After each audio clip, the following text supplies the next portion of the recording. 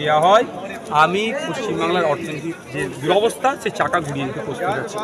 এবং সাথে সাথে সরকারি কর্মচারীরা কয়েকদিন পরেই নাকি শুনছি অনশনে বসবে, যদিও তার আমি বিরোধিতা করছি, আগামীতেও করবো অনশনের বিরোধিতা। তো ওদের ডিএ নিয়ে যে সমস্যা হচ্ছে, কেন্দ্রীয় সমরে ডিএ পাচ্ছে না, সে ডিএরও ব্যবস্থা করে দেবো। আজকে দায়িত্ব দিলে কাল থেকে ডিএ হবে। আপনি বলছেন যে ফ্রি হ্যান্ড দেওয়ার কথা, আপনি কোথাও কোনো ঘটনা ঘটলে আপনি যদি যেতে চান সেখানে আপনাকে 20 কিলোমিটার আগে আটকে দেয়, আপনি বলছেন যে দেখুন আমি কি বললাম, মুখ্যমন্ত্রীর যদি সদিচ্ছা থাকে, এই যে অর্থনৈতিক দুরবস্থা চলছে এটা থেকে কাটিয়ে ওঠা যদি ওনার ইচ্ছে থাকে তাহলে আমাকে দায়িত্ব দিই, আর যদি না ইচ্ছে থাকে দেবে না। ডিএ বলছেন দেবেন, ডিএ কি করে দেবেন? সেখানে তো প্রচুর কোটি টাকা বকেয়া রয়েছে।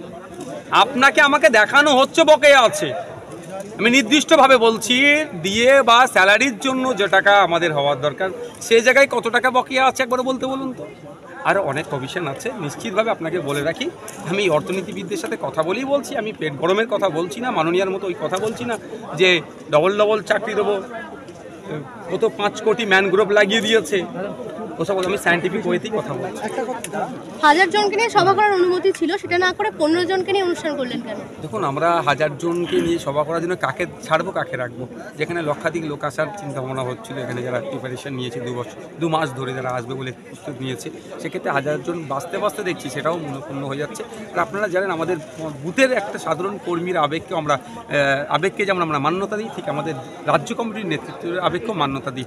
বুথ কমিটির কোনো সাধারণ কর্মীর আবেগকে আমরা উপেক্ষা করতে পারি না। সুতরাং সেই হিসাবে ভাবলাম যে আমরা স্বল্প কিছু মানুষের কোর্টের অর্ডারকে মান্যতা দিয়ে করব, কারণ যদি বেশি লোক চলে আসে আবার কোর্টকে অবমাননা করা হবে।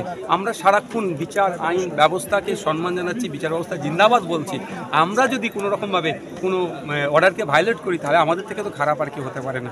একটা প্রশ্ন হচ্ছে আগামীকাল রাম মন্দিরের একটা উদ্বোধন, সেক্ষেত্রে দাঁড়িয়ে রাজ্যের বিভিন্ন সরকার, দেশের বিভিন্ন সরকার ছুটি দিচ্ছে, সেখানে মমতা বন্দ্যোপাধ্যায় সরকার সংহতির একটা যাত্রা করছেন, ছুটি দেবেন না, এই বিষয়টার দিক থেকে আপনার কি কোনো প্রতিক্রিয়া? দেখুন রাম মন্দিরকে সামনে রেখে বিজেপি তার দোসর যারা আছে তারা তাদের ভোট ব্যাংকে সুরক্ষিত করার চেষ্টা করছে, আর তথাকথিত কিছু রাজনৈতিক দলেরা তথাকথিতভাবে রাম মন্দিরের বিরোধিতা করে একটা অংশের ভোটকে পকেটে রাখার চেষ্টা করছে, যার নামে সংহতি মিছিল এই দায়িত্বগুলো করছে।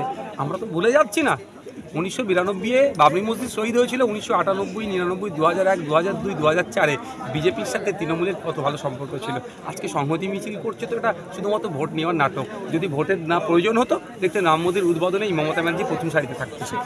ডায়মন্ড হারবারটাকেই কেন বেছে নিয়েছেন লোকসভা ইলেকশনের জন্য?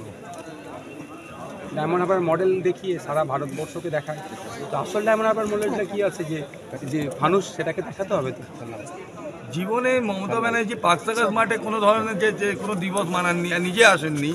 আজ কালকে উনি আসতে চলেছেন আর সংহতি দিবসের নামে, যেখানে লাস্ট টাইম 6 ডিসেম্বরে উনি সংহতি দিবস করেছিলেন, এখানে বাবরি মসজিদে একটা ছবি ছিল না। এই বিষয়ে কি প্রতিক্রিয়া দেবেন? বিকজ অফ ভোট, একটাই কারণ ভাই, ভোটের জন্য। তবে মনে আমরা ভুলে যাচ্ছি না সিএএ নিয়ে যখন প্রোটেস্ট হচ্ছিল আমাদের রাজ্যে, কত মুসলিম সমাজের ছেলে মেয়েদের নামে মিথ্যা কেস দিয়েছে, যে কেস এখনো চলছে। সেই মমতা ব্যানার্জি আমার নাকি সংহতি মিছিল করছে। ভোট বড়ই বালা, মানে জানেন তো আপনারা, ভোটের জন্য এটা সব করতে প্রস্তুত আছে। আবার এই ভোটের থেকে যদি অন্য কোনো ভোটের প্রয়োজন হতো তাহলে দেখতেন রাম মন্দির উদ্বোধনের প্রথম সারিতে মমতা ব্যানার্জি হাজির থাকতো। জন যদি বেশি আসে আমাদের কোর্টের অর্ডারকে ভায়োলেট হিসেবে আমরা করেছি, সেই হিসেবে আমাদের বিরুদ্ধে আবার মামলা হতে পারে, সেই কথা মাথায় রেখে। এবং সাথে সাথে দেখুন এখানে প্রায় 12,000 সিট আছে, আমি আমার কর্মী সমর্থক যদি 1000-এর নিচে নিয়ে আসি বাকিদেরকে জবাব দিতে পারবো না। সাধারণ মানুষ, গ্রামের মানুষ এটা বলে বুঝাতে পারবো না যে 1000 কোটি অর্ডার দিয়েছে, বলবে এত সিট খালি আছে 1000 দিয়েছে, ওটা বুঝতে গেলে একটু সমস্যা হতে পারতো।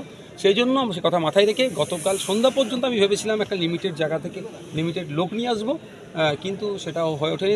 রাত্রে রাজ্য কমিটি আমরা ডিসাইড করেছি যে আমরা টোটালি আমাদের কর্মী সমর্থক কাউকে আনছি না, আমরা কয়েকজন নেতৃত্বরা থাকবো। তবে একটা কথা আমি জানিয়ে দেখতে চাই, আমাদের রাজ্য কমিটির নেতৃত্বের যে আবেগ যতটা আমরা সম্মান দিই, আমাদের বুথ স্তরেও আমাদের একটা বুথের কর্মীরা আবেগকেও ততটাই সম্মান দিই। সুতরাং তাদেরকে আবেগকে আমরা উপেক্ষা করতে পারি না টোটালি। এই জন্য বুথের কর্মী বা জেলার কর্মী যারা নেতৃত্ব তাদেরকেও আমরা বারণ করেছি।